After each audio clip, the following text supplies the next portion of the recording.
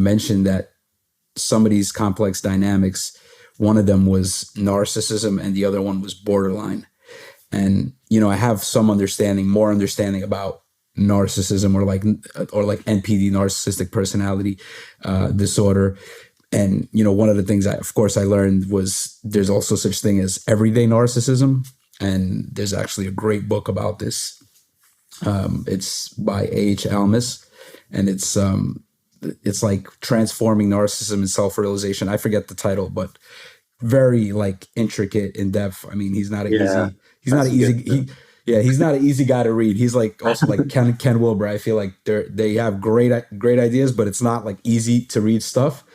But it's very interesting because he talks about everyday narcissism and really kind of transformed my understanding of narcissism from being like this pathology that, a small percentage of people have, to like, oh, we're all functioning from these kind of dynamics to a lesser or more degree. And when it falls into like kind of the normal range, then it's like, oh, this is just how, regular people relate. We're all kind of narcissistic in our relating. So maybe you could kind of speak a little bit more to that narcissistic dynamic, and also what the borderline dynamic is. Yeah. Well, and this was the other thing I wanted to bring in, because the darker dimensions, in a way, when we hear these psychiatric terms, it can be a bit like, oh no, like, don't like labeling people like that. And I think that's a good insight. But then, psychiatrists and psychologists have been kind of studying human beings for like 100 years or so, and they have discovered things. The way I hold it is like, I use that knowledge, which I've had some training in, to be able to better see the dynamics. So I more see it as a dynamic than a person. And certain times when the tension's there, or there's certain situations, that dynamic can develop. And then, so for me, I would never use those terms in terms of like a psychologist would, because I just don't have that kind of training, and I don't have that kind of perspective as well. But what I saw from learning about these, and how to, if I would work with them as a therapist, is it was like giving me so much insight to these challenging things that I was experiencing in connection. And it was so helpful. It was like, it's finally like having like night vision, and being able to see what was going on in the dark. And it was like, it's so useful. The thing with narcissism is it's actually just, it's like having an ego. It's like just being a person. It's like you've got an image of who you are, and you a little bit get attached to the image, and lose sight of that. You don't actually really know who or what you actually are really, and the core of it. And there's a deeper presence there. It's more the truth. But we're human beings, and so we have an identity, and that's formed by these subtle images we have. And so, but when that's really strong, then it gets pretty intense. Like if you're yourself, or you're relating with someone who's got a very, very strong sense of who they are, and especially if they project what you are, that can be really tricky. But the thing that happens is, if you react in a certain way to that, well, then you're also in a subtle narcissistic trap there as well. But that's just so innocent. It at the core of it, that's the more we explore this, the more we see, like, as soon as you see there's an innocence to these patterns, that's one of the best ways to transcend and include it. So with narcissism, it's about seeing where you're becoming attached to a kind of self-image, and all the kind of feeling and intensity that comes under that, and the needs that come under that. With borderline's quite an intense one. Like borderline's like, technically it's about if you've experienced extreme or very difficult neglect or abandonment what you really need, that's so overwhelming at like a deep level that can't be experienced. And what you learn to do is get very, very good at pleasing the person you're close to, or that you want to have a connection with. But you get very good at also finding the weaknesses of the person you want to get close to, and being good at attacking those weaknesses, which seems like counterintuitive, but it's actually a very good last effort to keep the connection alive. Because if you can get to that weakness, it can create some kind of attachment, because the other person, gets triggered into like, trying to stop, that attack. Or so it's a real like primitive, like last gasp effort to stay in connection. So, I mean, when you see that, it can just open your heart. But at the same time, if you see this dynamic forming, the best antidote is to develop really clear boundaries, which gets to that thing again about staying in the truth of the values you need in connection. But seeing how you can get tied in to, first of all, if yourself or anyone you're kind of connecting with in whatever context has had to deal with this kind of deep sense of abandonment or some kind of deep pain, and they've learned this dynamic in certain situations, what you'll see is they'll start to praise you, but because it's such an intuitive survival kind of pleasing, it will be so accurate. Like they'll find the way that you do get stroked, like, oh yeah, you no one's understood me, like no one's had the insight into me like you have. And if that's your thing, insight, you'll get a bit of a like, woo. But at the same time, when things start getting a bit dicey, and it usually happens slowly, there's also like, they find the perfect weakness. Like, oh yeah, you don't really care about, you don't really care about other people achieving their dreams. You're just interested in yours, or something like that. And if that's something for you where it's really important for you to honor people's potential, but you get hit there, then you're like totally thrown off, and suddenly it can escalate to where suddenly you're getting accused of things you can't even imagine of yourself, and it's like, how did we get here? But if you're still triggered in it, you'll be trying to like redeem yourself of this like serious attack, or you'll be trying to deal with it. But actually, you've already gone way, way, way, way over your boundaries, and so you're so compromised by them that it's only going to get worse.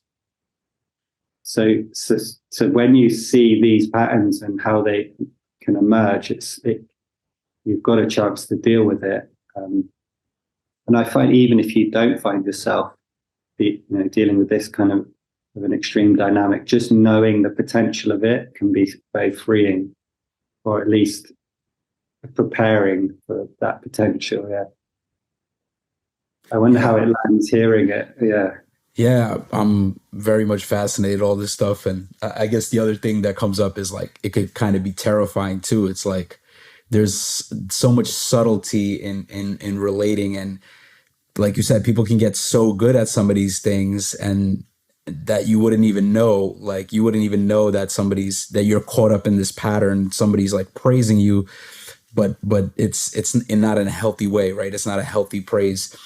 And then the other thing that comes up is, I'm wondering if like a lot of these things are kind of unconscious, because it's like, I think sometimes people think that, narcissism or these kind of dynamics are kind of very like the person's trying to manipulate me.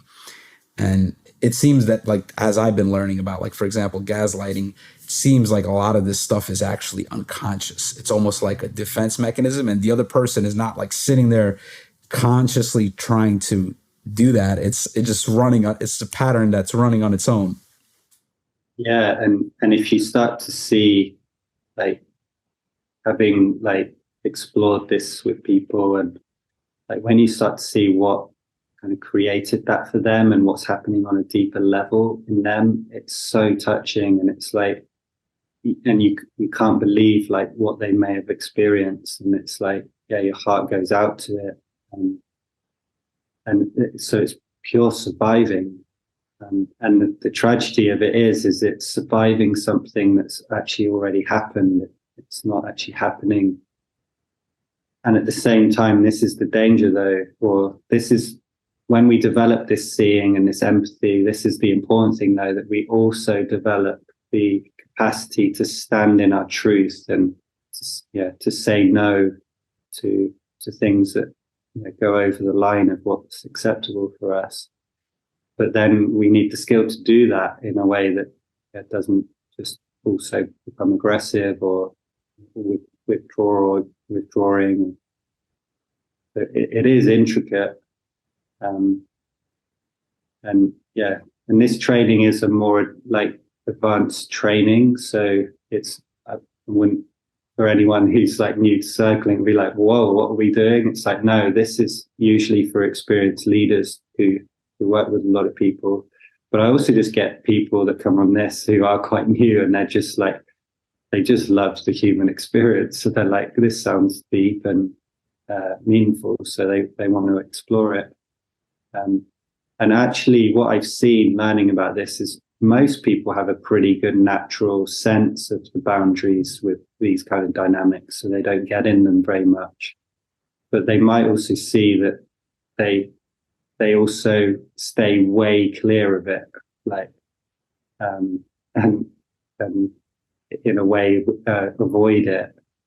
So I'm definitely not recommending you learn about this and then try and like connect with people that you would normally stay clear of. But it's good to have more choice and more empathy of what's happening and more choice around what to do. And actually the thing that was encouraging for me with looking at learning about these things is actually, as serious as they look, people who are in like more present-based connections actually start to heal quite deeply from these kind of dynamics.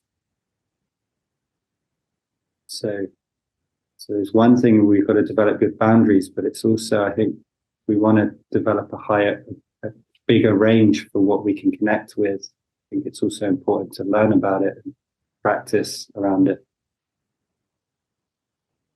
Yeah, like what's coming up right now is, I really also, as I've been learning about mental health, really don't like diagnosing people. And, working in the psychotherapy practice, I see how you kind of have to diagnose because that's how it works with insurance. So it's a problem there in the whole system, and hopefully it's one that we can change moving forward.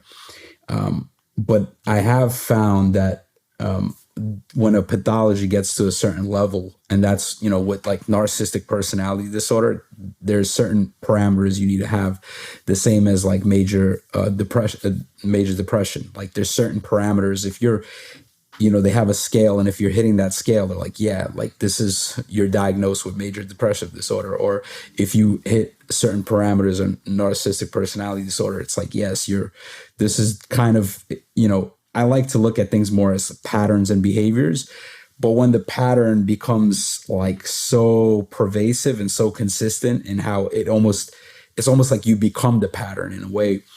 And it's interesting because there was several people that I knew that I would relate with, that I was friends with, and that something was always weird. Like, I'm like, what was this? And it took me a long time to kind of unwrap, like there'd be like a lot of lying and just a lot of stuff that was just weird. And I was like, what's happening here? And I was very interested in psychology and the mind. So I'm like, let me try to understand this. And at some point, I actually came to understand what like narcissistic personality disorder was. And I was able to like realize like, wow, this person, like, I really think this person has this pattern, right? Like, cause I would just see it.